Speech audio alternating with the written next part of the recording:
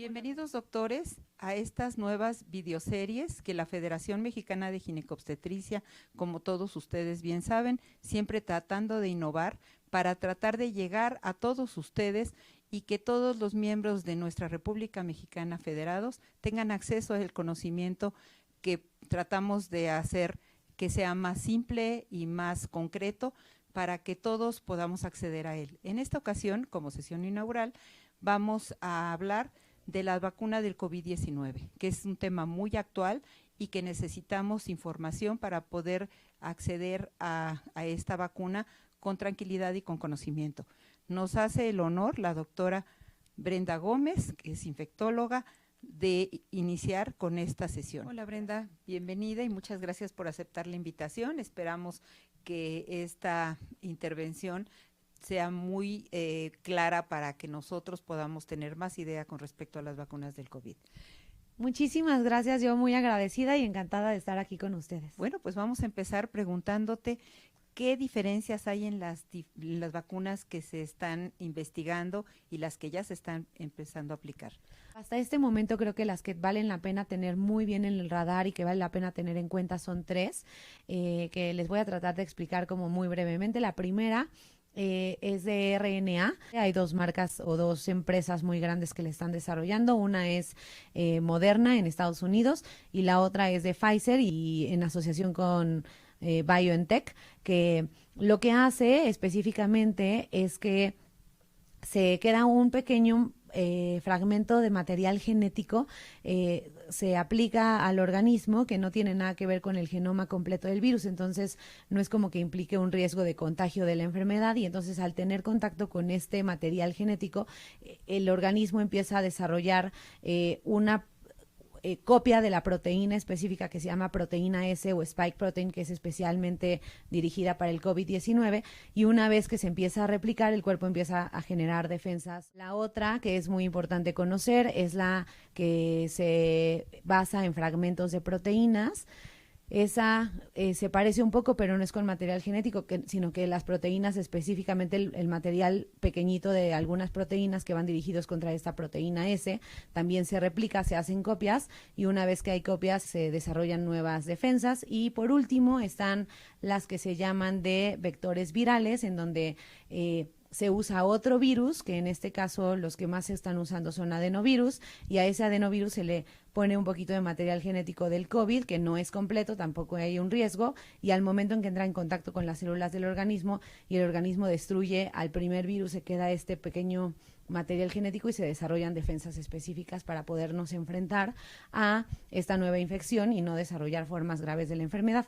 Es importante conocer que en las fases de investigación que se están haciendo, lo que se prevé es, una, saber si 7 días después de la última aplicación existe desarrollo de la enfermedad, y dos, las formas graves de la enfermedad, que es lo que queremos prevenir. Me gustaría saber cuáles de estas vacunas son las que se están aplicando como investigación en México y qué tan probable es que llegue la vacuna y cuál vacuna es la que vamos a empezar a tener para aplicar aquí en nuestra población. Tenemos participación en en la vacuna de CanSino, que es la que viene de China. También está la vacuna de Pfizer como voluntariados en algunos pacientes mexicanos, y está la vacuna rusa, en donde también se prevé que haya algo de voluntarios en México, y la vacuna de AstraZeneca, en donde incluso se prevé que se pueda producir en el país. ¿Cuáles son las contraindicaciones para utilizar la vacuna de COVID? Los pacientes inmunosuprimidos, ya sea por tratamientos farmacológicos o por enfermedades, no la pueden recibir. Desafortunadamente tampoco se han hecho suficientes estudios en pacientes embarazadas, pero sí se han incluido a pacientes con enfermedades controladas, incluyendo virus de hepatitis B, virus de hepatitis C y VIH. Además de eso, pacientes mayores de 16 años que tengan una condición clínica estable son los que están como contemplados en ese sentido. Entonces son seguras las vacunas. En realidad podríamos decir que son seguras para aplicarse. Después de todo el desarrollo que ha habido, considero que sí son seguras y que no las debemos de aplicar en cuanto las tengamos disponibles. cuáles serían de alguna manera los efectos secundarios que podríamos esperar de alguna de estas vacunas? Los principales efectos adversos son locales, son como los de cualquier vacuna, principalmente incluyen dolor en el sitio de aplicación, un poco de fiebre, dolor de cabeza, dolor muscular. Y bueno, hay algunas que han demostrado algunos efectos adversos o severos graves, como parálisis de Bell en algunos pacientes, un poquito de parestesias, y no ha habido casos de rhabdomiólisis ni siquiera. Sí, y además lo de la parálisis de Bell es algo que se ha visto en otras vacunas también, ¿no? Como En que no es algo prácticamente especial que se presente en esto. ¿Se debe de realizar alguna prueba antes de aplicar la vacuna? Es decir, tengo que saber si yo ya lo tuve o si tengo anticuerpos o no importa. No hay ninguna recomendación para aplicar ninguna prueba previa a la administración de la vacuna, no es necesario. En caso de que tenga síntomas después de la vacunación, ¿hasta cuántos días podemos esperar estos efectos secundarios? Hasta 3 días después, y que deben de durar no más de 2 días después de que se iniciaron. ¿Y qué sucede si no se pone la segunda dosis? ¿Sigue estando protegido? La mayoría de los protocolos han demostrado que con una sola dosis la efectividad de la vacuna es de más del 60%. Sin embargo, sí se recomienda que se aplique una segunda dosis. Por ejemplo, con la vacuna de Pfizer se recomienda que la segunda aplicación sea a los 21 días, y con las vacunas de AstraZeneca, que es la de Oxford, y con la vacuna de Moderna se recomienda que la aplicación sea 28 días después. ¿Por qué razón no se han incluido en los protocolos a las mujeres embarazadas?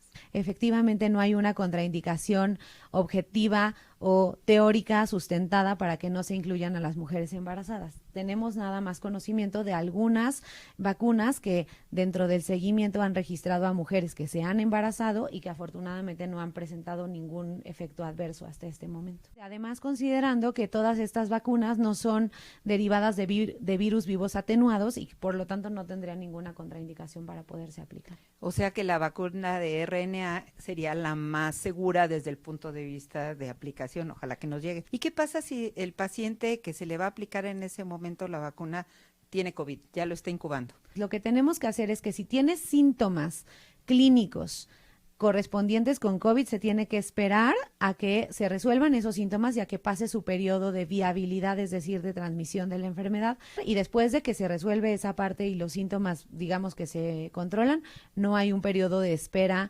específico para decir cuándo se la pueden aplicar. Pero ¿y si ya tiene la infección y se la aplica? No, ahí sí no se recomienda. ¿Y qué pasa con una paciente que haya recibido anticuerpos monoclonales por una enfermedad que tenga artritis reumatoide o cualquier padecimiento reumatológico y que tenga o algún medicamento inmunosupresor? ¿Se le puede aplicar la vacuna? Sí, pero justamente, por ejemplo, tenemos pacientes que han recibido anticuerpos monoclonales incluso como tratamiento del mismo COVID o incluso han recibido plasma convaleciente. En esos casos, la recomendación es que dejemos pasar por lo menos 90 días, es decir, 3 meses después de haber recibido esta aplicación de los diferentes anticuerpos para no entrar en conflicto con la producción inmunológica que se va a generar a raíz de la vacuna. ¿Y pacientes que hayan tenido reacciones alérgicas a otras vacunas, estaría contraindicado? Ellos sí tienen contraindicada la aplicación, esa es la única contraindicación real en términos de alergias.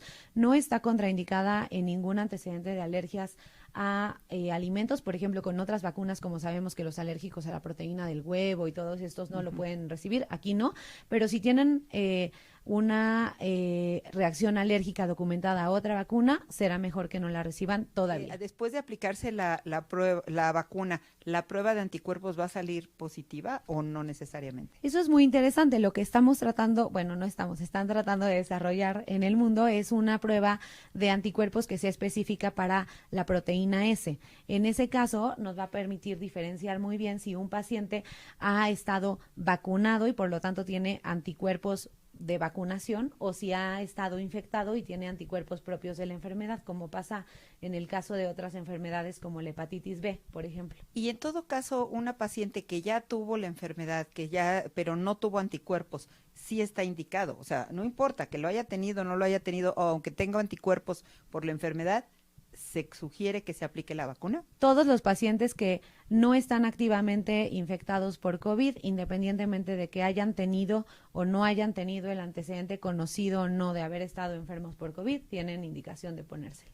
Y si una paciente ya recibió la vacuna de la influenza. ¿No está contraindicado aplicar la vacuna de COVID? No está contraindicado, pero la recomendación es que pasen por lo menos 14 días para la aplicación entre una y otra, para que tampoco haya un poquito de competencia en la producción inmunológica. Y estas que se hicieron como que de casualidad se aplicaron y que las pacientes estaban embarazadas, los efectos secundarios no fueron importantes, ¿no? No se han registrado. En la vacuna de Moderna es en donde se ha anunciado, digamos, como esta participación de mujeres que durante el seguimiento se diagnosticaron con embarazo y que afortunadamente 6 de las pacientes, bueno, fueron 13 pacientes, 6 recibieron la vacuna, 7 recibieron placebo y ninguna de las 13 han tenido ninguna tipo de respuesta adversa asociada a la vacuna, entonces pareciera que es súper segura. Que vamos a poderla utilizar, qué Así bueno. es. Muchísimas gracias y esperemos que